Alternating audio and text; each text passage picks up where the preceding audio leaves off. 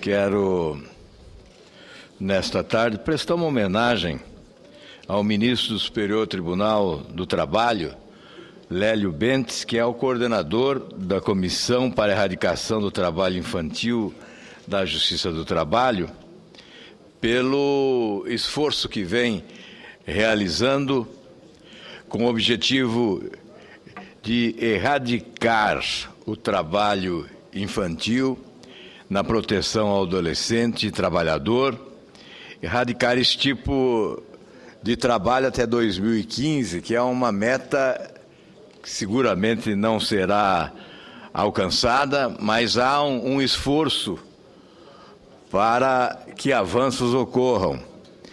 A avaliação de que esta meta não será alcançada é partilhada por especialistas da Justiça, do Ministério Público e de organizações não governamentais, além da própria Organização Internacional do Trabalho, a OIT.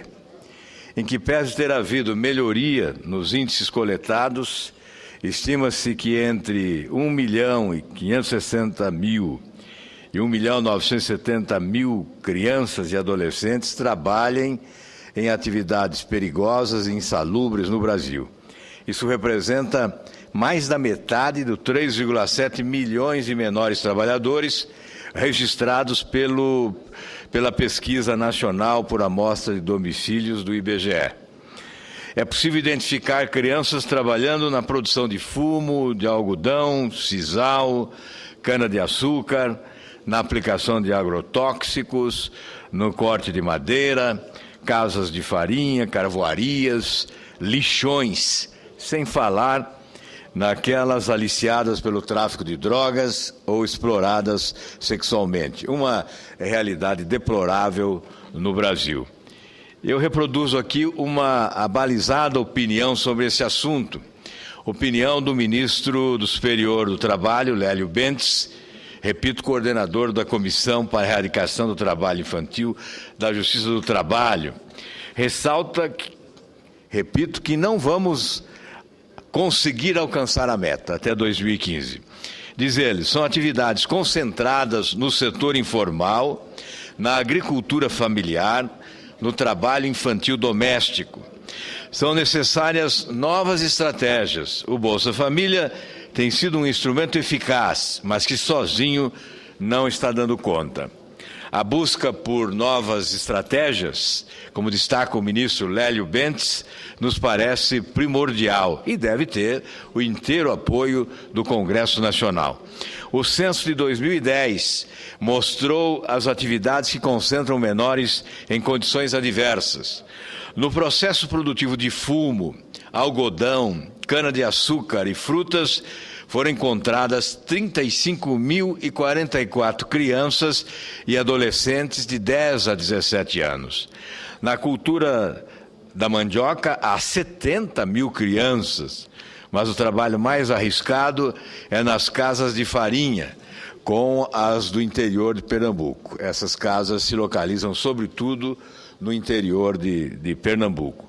Conforme constatou uma equipe do jornal O Globo, é possível flagrar crianças expostas ao pó, ao barulho dos motores, ao calor dos fornos e ao cheiro forte da manipoeira, substância de alto teor alcoólico liberada no processamento da mandioca. Portanto, esse assunto é muito sério, diz respeito à vida de milhares de crianças nesse país. Nós estamos tratando de uma infância desperdiçada e por isso essa busca de alternativas para que a meta possa ser alcançada de erradicação do trabalho infantil o mais rapidamente possível, deve ser também uma missão do Congresso Nacional. Como tenho tempo, senhor presidente, ainda, devo fazer outro registro que considero importante. O Brasil, aliás, os indicadores do governo brasileiro nos últimos tempos são os piores possíveis. Aliás, certamente os piores da nossa história. São indicadores que revelam a incompetência de gestão nos últimos anos no país. Agora, o Brasil foi reprovado em 41 dos 57 itens avaliados em 7 pilares econômicos, estudo realizado pela consultoria americana Boston Consulting Group. A capacidade brasileira de atrair empresas internacionais e se estabelecer como um importante ponto de fluxo de investimentos estrangeiros em relação a outros 13 países divididos em centros internacionais, Hong Kong, Singapura, Reino Unido e Estados Unidos, nações desenvolvidas como França, Alemanha, Japão, Coreia do Sul, e nações em desenvolvimento como Chile, China, Índia, México e Rússia. Os resultados desta análise são preocupantes. Os 41 itens reprovados representam 71% dos dados analisados, ou seja, de 3 entre 4 itens verificados não estão de acordo com o que deveria ser adequado para um bom desempenho econômico.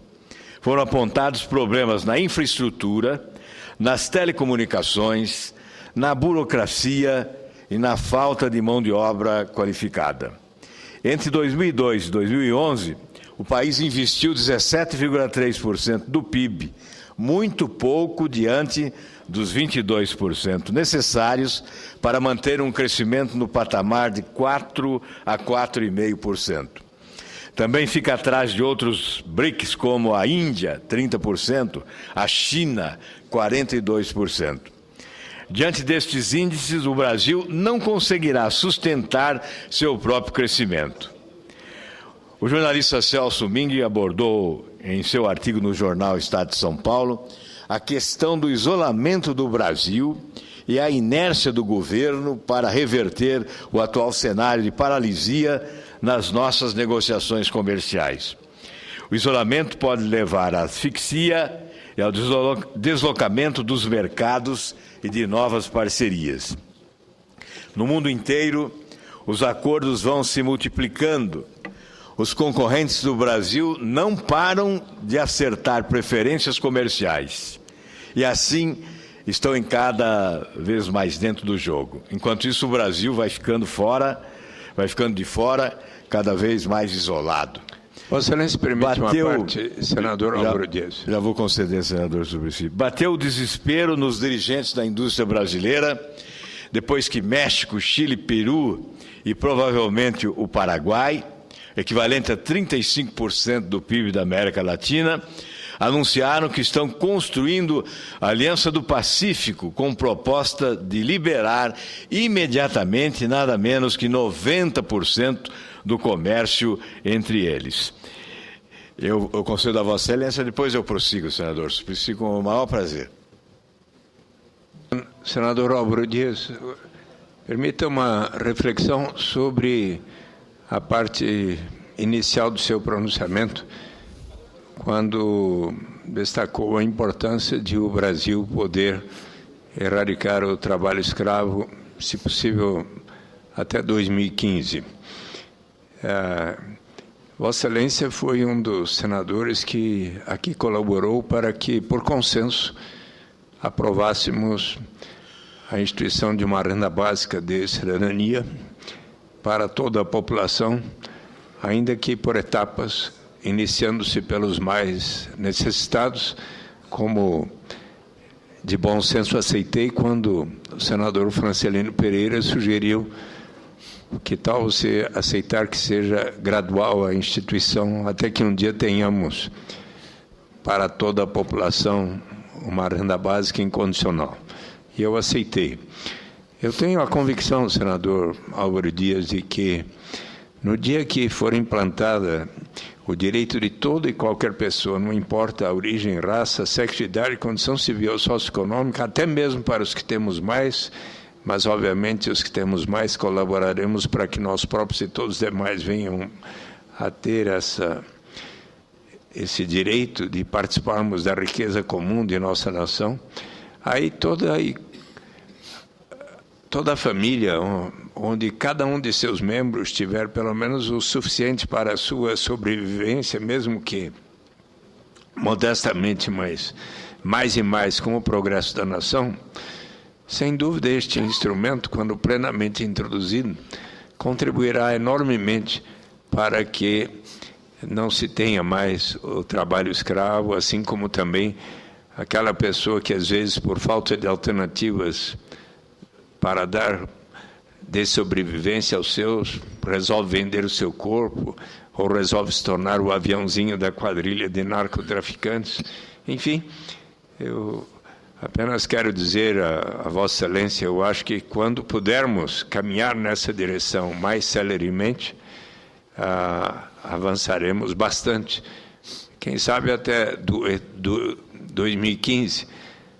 Vossa Excelência sabe que nesta semana, a partir de sugestão do professor Paul Singer, da Secretaria de Desenvolvimento Solidário, que ele disse que até gostaria de fazer parte de um grupo de trabalho que verificasse como seria possível implantar a renda básica universal para todos. Eu, então, sugeri à presidenta Dilma, em carta que li ontem da tribuna, que ela possa constituir um grupo de trabalho com os economistas que mais têm estudado os programas de combate à pobreza, todos especialistas nessa área, para efetivamente termos um dia a renda básica de cidadania. E eu até agradeço porque Vossa Excelência foi um dos senadores que comigo dialogou quando nós apreciamos e votamos essa matéria em 2002 e 2003, no Senado e depois na Câmara. Meus cumprimentos por alertar sobre este problema, senador Álvaro Dias. Muito obrigado, senador Suplicy. Eu concordo com a reflexão feita por Vossa Excelência, a análise que faz e o caminho que aponta. E é preciso reconhecer, e eu faço questão de reconhecer dessa tribuna, que Vossa Excelência tem sido um incansável defensor desta causa. Vossa Excelência tem há muitos anos essa bandeira e a empalma com muita competência e, sobretudo, persistência, no Brasil e no exterior. Vossa Excelência é um pregador da transferência de renda através desse programa de renda mínima, que com muito entusiasmo, e eu diria mais do que com entusiasmo, com amor, Vossa Excelência defende. Nós que fazemos oposição a esse governo, que consideramos um governo incapaz, que lamentamos profundamente a incompetência administrativa que sacrifica o Brasil, temos que reconhecer esforços como o de Vossa Excelência. Nós temos que saber distinguir as pessoas que lutam por grandes causas, e Vossa Excelência é uma delas. O fato de estarmos em trincheiras opostas, Vossa Excelência nas hostes do governo e eu sempre aqui na oposição, procurando cumprir a nossa missão ao lado de companheiros como o senador Jaime Campos, apontando os erros do governo, denunciando falcatruas inúmeras, tentando contribuir para que a indignação brasileira em relação à corrupção possa ter consequência com medidas punitivas saneadoras. Nós temos que reconhecer, repito, o esforço que um homem como Vossa Excelência, desde a origem no PT, faz a favor de uma causa nobre, que é a causa dos menos favorecidos no país.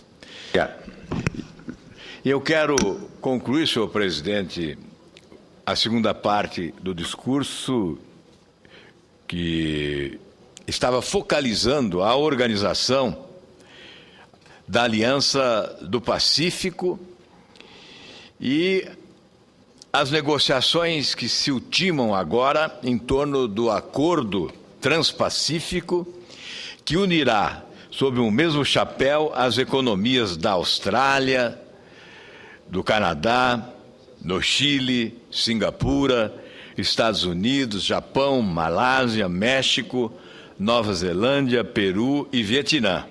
É um conjunto poderoso que perfaz quase 1/4 do comércio mundial. Os dirigentes da indústria brasileira estão se dando conta de que a paralisia nas negociações comerciais do Brasil vai fechando o mercado externo para eles. Isso significa ainda menos oxigênio para a combalida produção do setor industrial no Brasil. A desindustrialização ocorre exatamente como consequência desta paralisia do governo em matéria de relações comerciais. Estamos desperdiçando oportunidades preciosas. Ainda há pouco, quando no nosso país irmão, o Paraguai, ocorreu um processo político de impeachment, e a pretexto deste impeachment se afastou o Paraguai do Mercosul para abrir portas para a Venezuela. Quando isto ocorreu, não se imaginou que o Paraguai teria outras alternativas, inclusive mais interessantes do que a do próprio Mercosul. E hoje o que se verifica é exatamente o ingresso do Paraguai nesta Aliança do Pacífico. Numa linguagem bem popular, o Paraguai pode agora dar uma banana para aqueles que o expulsaram do Mercosul. Uma atitude, a nosso ver, incompetente, desnecessária, uma atitude de desrespeito à soberania de uma nação vizinha, que é o Paraguai.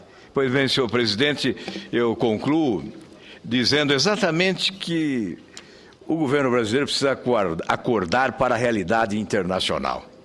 Enquanto outras nações se movimentam, se organizam e constroem alianças extremamente fortalecidas e produtivas na relação comercial, o nosso país adota a postura de paralisia que compromete o desenvolvimento econômico do nosso país.